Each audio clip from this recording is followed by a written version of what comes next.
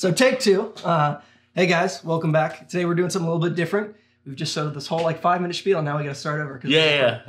Technical issues, but it's fine. We'll make it work. We'll make it work. But so what we're doing today is what I like to call coffee and cameras. We got my buddy Zeke here. Zeke, we go back way back. Yeah. Back when 5 years. Back when 4 to 5 years back when Graham White wasn't a YouTuber. When he was slinging coffee left and right behind a bar, and man, yeah, we had great times back then. No free drinks. Yeah, that's one of the reasons why I wanted to come on here on this channel, because apparently he has a channel now. But the crazy thing is, I spent almost every day at Subculture when I used to work there, and I probably out of all the times only got one free coffee. Yeah, you spent a lot of money there. You were there daily. I was there daily working, but you were there daily. Yeah, and I guess I was making good money, but I really wasn't. It was $5-6 cold brews with no discount. I didn't even give you a student discount, I don't think. Nothing. Well, I'm not a student. I never went to college. I'm an honest guy. Full disclosure, though, I did have my college ID, so I could have used that, but I'm an honest guy. So you could have done that. Yep. Anyways, but so I figured I'd have Zeke on to do our first little thing of coffee and cameras. So Zeke asked for a iced pour over. Yeah. So I'm excited because we got a new Ethiopian I haven't tried yet. This is from Jupiter Coffee Co. It's just down the street from me. Jupiter. First bag I've ordered. I think it's a Yirgacheffe. I don't know if that's the correct way to say it, but that's one we use a lot at Subculture. So you should be familiar with this one, you know. Well, let's see. Well, before we start this, man, just from the bottom of my heart, Graham, I want to just thank absolutely no one that's watching this, because I'm still not getting paid for anything. So we're going to promote this, please. If you're seeing this, Jupiter, promotion. Yeah. So we're getting there with this. But so when did you, or let me rephrase that. When did I first get you into film photography? Man, I think, well, I don't know about you, but I think it's funny, man, because I would show up, and obviously I got to know Graham for a bit, and he told me he was doing photography at the time. I didn't get you into film photography, did I? Yeah, it was you and Josh. It was you and Josh. It was you and Josh. Yeah. I honestly did not know that. But yeah, I remember, just chopping it up with Graham here and there at the shop, and Josh too, another buddy of ours.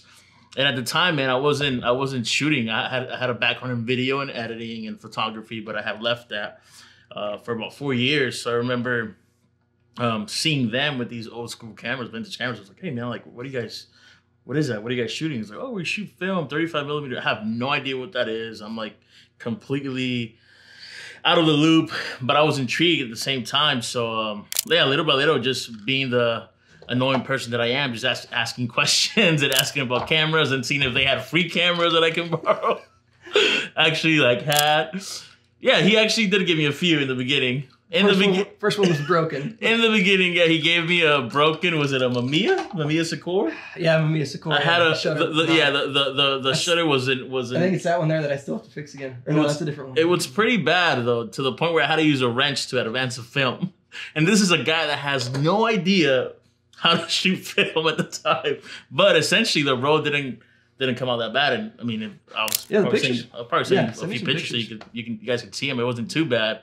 But that was essentially film photography, kind of like hanging out with Graham and Josh at the time kind of brought me back that creativity that I kind of had lost. And I look back and I was like, man, that was a pivotal moment, I think, because it struck a chord now into me wanting to go shoot photos again and through a new medium. What's your main film camera? The one that I love, man, which I got it off of eBay, not off this guy. Robert, I think that's your name, buddy. Robert, if you're watching this video, I appreciate you, man. The Nikon EM, I got it for $15. I think 15 or 20 bucks, yeah. Off eBay? Off eBay, but you did give me a lens, a 25. So you got it with no lens? No lens. Was it listed as working or no? It was listed as working. Yeah, listed as working. So yeah, man, that was a really good deal. So that is my go-to camera right now. I've had a Canon A1. I also have a Konica that for some reason keeps messing up and I can't get it to work. Okay, I'm going to interrupt you. So for this, we used 185 grams of ice, 22 grams of coffee, and then 230 of water. And it smelled, that's... Second free coffee. Oh my gosh. Second free coffee from Graham White, you know? The best coffee, the best. Cheers. Salud. A la gente que habla español, que no sabe hablar inglés, salud. I am Mexican, by the way. If you can't tell, I know I look German. Bueno. Yeah. The best ice pour I've ever had is when it tastes like smoky, almost like a smoked old-fashioned smoked version. Does that have like a smoky taste to it? A little bit? Yeah, no, it does. It does. Really? Oh, I'm excited. It does. It's good, man. You still got it a little bit. I still got a little bit. Not too much, but you went a little tough on the ice, but that's actually a really good cup, though. That's really good. Really good. That's actually not bad. A little darker, a little more toasty, burnt than I would like. I'd like a little more on the fruit side, I think, but it's early. It could change as it waters down. I mean, knowing you kind of know essentially like the difference between certain coffee beans and. Yeah. I mean, for me, it was like, hey, just give me an ice Americano, give me a cold brew, or give me like an ice pour, that's it. Yeah. And if it's good, then I can't, my knee-jerk reaction, it's like, okay, I can kind of taste it. We've been developing film in coffee a lot lately. Yeah. Oh, yeah. Which this role I actually developed in coffee too, which we're going to talk about. So yeah, we'll transition to that now. I'm excited. Now that we got the coffee part out of the way, which we'll do different next time. So next time I might do espresso, we might do cold brew, iced coffee. I don't know. I'm going to switch up the method of coffee each time and switch up the camera. You're just trying to show off. No. I like coffee. You know? That's awesome. That's awesome. What do we hipsters like? Coffee and cameras, you know? So I figured I might as well fit the stereotype, you know? He's already got a man bun, so. So we put 2 rolls of film through this. Man, this was definitely an adventure. So to preface this, you do not shoot medium format a lot. What have you shot medium format wise? I think I've shot once with you, and that was a Mamiya RB67, but that was with you. Essentially, you giving me instructions, this is how you do it. But me kind of like going out by myself, I really don't do it. You haven't shot like a rollie or anything like that? I have not shot a rollie, no. I get my hands on one, so. Okay, so your only experience is with the RB67, which isn't the easiest to work with right out of the gate by any means. So out of the 2 rolls that we shot, how many pictures do you think came out? I haven't told him this yet. How many photos do you think we got out of the 2 rolls of film? The $24 or whatever we spent on those 2 rolls of film. How many shots do you think we got? Let's backtrack a little bit. On my end, apparently to what the camera was telling me, I shot 10 on the first row. That's fair. That's what it told me. I don't think I shot less than that, unless it got exposed or something. I don't know. So you think out of the 2 rolls of film, we got 10 good shots? No, out of the 2 rolls, honestly, I probably got, I would say 5, hopefully. 5 good ones? Is that 3 photos? Oh, man. Out of 2 rolls of film. So this camera gets 10 shots per roll, so it's not quite square format. It's kind of like a run and gun. You know, we showed up and we just went. We didn't bother fiddling around with it, making sure we knew how to operate everything. Yeah, no, because, I mean, I don't shoot medium format, so all my trust is on you. And Graham, obviously. That was a bad idea. All my trust was on him, so I was like, hey, is the camera good? Is this how you use it? He's like, yeah. The focus of this camera, which is kind of like you were telling me, it's kind of like a rangefinder where you kind of have to merge the images for focus. That was a bit tough for me as well because I'm not used to that. At least when I shoot 35mm, which is what I usually shoot. So that was another struggle. Did you use the viewfinder at all, or to compose your shot? Not really. I did find myself when I came to focus, I would go horizontal first because I was shooting a lot of vertical portrait shots, but I would go landscape to focus, and I would kind of go vertical and kind of grab my shot. So you would squat down a lot. It was an exercise. I'm on a 90-day plan, actually. To get a lower shot or a lower angle, I don't know if you're trying to shoot up, but which is interesting, and I'm curious why you do that. But also, it's good because you're getting a different angle. Most people just sit here and shoot. Mm-hmm. That's one of the reasons people say photos from a Rolleiflex or something are so interesting is because you're here. So when you take a picture of someone, they're looking down, and you get a very different perspective than a regular camera. So interesting. My bad, I cut you off too. Just interesting because I didn't even notice that of me, but I do. I guess I'm squatting all the time. I don't know. You see this big looking bear just like out in the street, just like, man. Did you notice the parallax correction in this at all? Do you know what that is? You know what that is, right? No. No. So parallax correction is mainly in rangefinders. Well, it depends. But so what that does is because this is a rangefinder, you're looking through here and then you're taking the picture through here. So your image isn't the same. So it's going to be, you know, what you're composing is going to be slightly off from the actual image because you're looking at it through two different things. Now, from far away, that's not going to be as big deal, but once you get closer and closer to a subject, it's going to be, yeah, you might chop off part of somebody's face or whatever because you're not aligned properly. So what this camera has, which is really interesting, I haven't seen it quite like this before, is it has a parallax correction with the adjusting lines. So as you change your focus, the lines will go in and out to help you compose your shot. Yeah, I did notice that. But the inner lines also, when you get to a certain point, like the close or the furthest away distance, which is infinity, those inner lines disappear. I did notice that too. Which is cool. I haven't seen that in a camera before. I noticed that too. So it clears up your viewfinder when you're shooting infinity. You don't need to worry about parallax correction. So those inner lines kind of disappear, and it just shows you the full composition, which I thought was interesting. Yeah, very interesting. Because I mean, again, the whole experience was completely new to me. First of all, I'm shooting medium format, which I'm not used to. Second of all, it's a camera that both of us have never shot, and then third of all, we're having issues with the winding and a lot of different things. You know? Yeah. So let's talk about the many issues involved in this camera. Zeke, you had a problem recently with, I think it was your 81 or something like that, or yeah. So it wasn't counting the shots as you advanced the film. Yeah. So you would advance the film, and it was stuck on like 6 or something. So every time you would advance, it wouldn't go up, and when you opened it back, it wouldn't go down.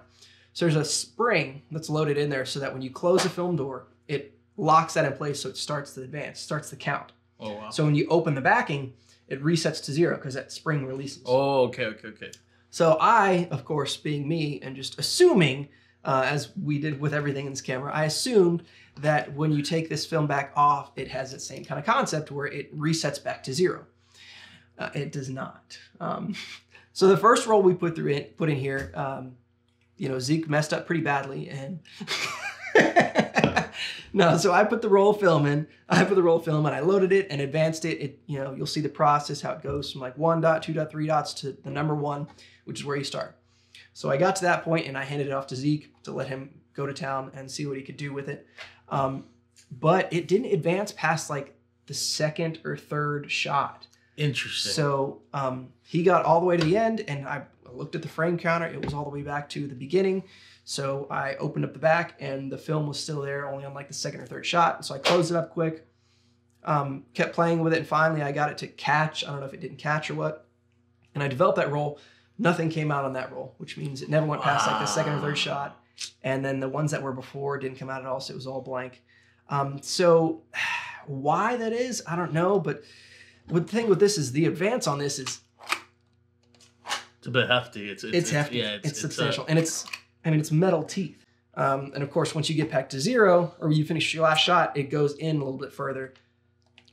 And then it locks. So it did lock on you the first time. Yeah, it did lock on me, and that's when I told Graham, I was like, hey, it locked. I don't know if it's done or essentially like we gotta, you know, I pressed something wrong along the, you know, grabbing the camera while we're shooting. Yeah. So and there's a little button here that you press to release that lock again. So then it releases it to start over, and it goes back there. But if you take the backing off, it doesn't reset it at all. So I could sit here all day and do this. Crank it. Exactly. And it'll keep counting the number. Say bye to $11. Thank you, Portia. I paid for it, so we're okay. But so that brings us to the second roll. So because I had played with it a little bit, trying to get the first roll to advance, and finally I got it in, I was like, well, whatever, fine. So I put in a new roll, and I advanced it. And then after I already advanced it past the point of the film being exposed, it wasn't on the starting point. It was on like 3 or 4 frames. So I was like, well, shoot. I assumed it would reset since I had opened it up and put a new roll in. Exactly, yeah. And it didn't. So that means we were starting on 4. So I told Zeke, I was like, so it says we're on 4. We're really on 1. So we had enough shots essentially, right? But so when we got to 10, it locked up on him again, so I unlocked it and loaded it again. We locked it a few times, I remember. I did. And so, because I was like, oh, I don't know if it's advancing it or not. And so I did it a few times. And so I advanced through the second roll, I'm pretty sure, most of the way. And you took a few shots afterwards, but by then you were shooting on paper. God, I'm over here thinking all those squats for nothing. So the earlier models, it's all one piece. You can take off the film back and put one on, But in order to switch mid-roll, you would have to take it off in a dark bag because there isn't like this one has. But this one, it's similar to Mamiya press camera, but also very different. But so there is a lock on this, so you could take out this entire section, which is essentially your film back. Yeah. It's got your dark slide on there, which is cool, you know. So you could switch film backs mid-roll if you wanted to on this one. So the lock is right next to where you pull the dark slide out, and it's not exactly easy to get to. You remember? Yeah, because you have to. Yeah, it's like pull it out, and then it's awkward how it's stuck in there. But so that's how you pull it out, because it has the shutter lock, which is nice. Yeah. But we were like, "What the heck's going on?" Yeah. You have to unlock the. And at one point, I unlocked the lens, and almost had the lens fall off on me, because these lenses are removable. You can take them on and off. From what I understand, there's limited options with lenses for this. Really? There's about 4 or 5 options. Yeah, and since it was such a short run, and it's not like a 35 millimeter camera where they just mass produced it. So it's a little bit harder to come by lenses for this body. But it is rad. I would think the image that it produces is great. Yeah. I mean it's gonna be a big negative, so it should be sharp. Yeah. I mean the handle's built in, you can't unscrew the handle, but otherwise if you don't, there's not really much to grab onto. It's got 3 cold shoe mounts. I've seen where there's lens hood ones that go over there, kind of like the cups. Yeah. Which is nice. And then of course to compose your shot, these little viewfinders, which are great. What else? Of course, this. I've heard people compare this to like a shotgun. And of course, you can take double exposures by cocking the lens down here. Oh, wow. That's the lever from this here that pushes it forward there. And this does take 220 backings too. This one's got the 120 label, so it's 120. And then there are different distances on here for the different lenses that were available for this. I think it's 3 main lenses.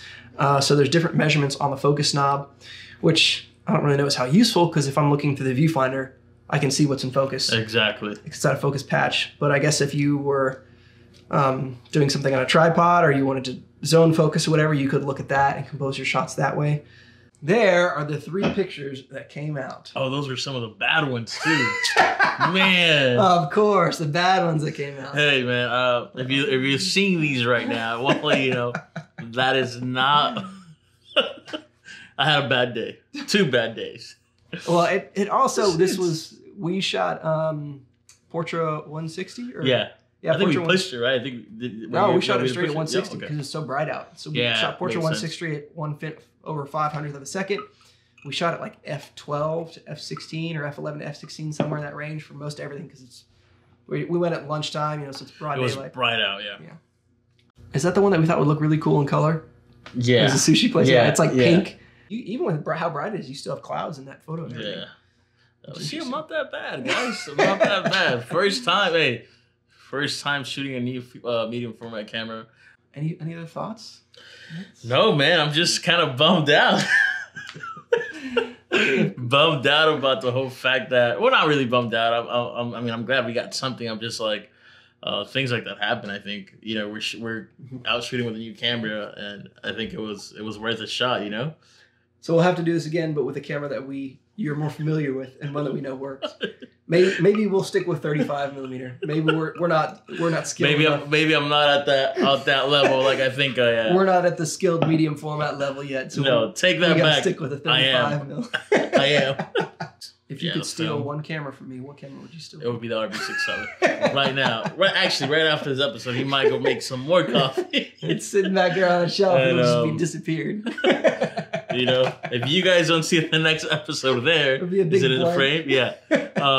But like I said, I mean, if we waited and got it perfect, what would be the fun in that? Yeah. If we just shot 2, 3, 4 rolls until we had it just right, got the exact perfect shots that we wanted to. The ambiguity of it, like not knowing what you're getting. Like you think in my head, I was crushing it. I'm like, man, I'm killing this fresh new medium format. I'm like, I'm going at it. He looked like it too. He had the look in his face. And again, sometimes it does come out that way. This time, I take the out. Something's got to take the out. But it's fine because you enjoy the process. So, I mean, I'm pretty sure a lot of you guys that enjoy, the whole process of shooting. But I'll leave a link to his Instagram. He's got a bunch of his film shots on there and other stuff too. So you can check it out. Let us know what you think of this new kind of style. Yeah. I like to do these pretty frequently with different people and different photographers, things like that, who shoot film, maybe who don't shoot film. And so thanks for coming, man. Yeah, of course, dude. Anytime.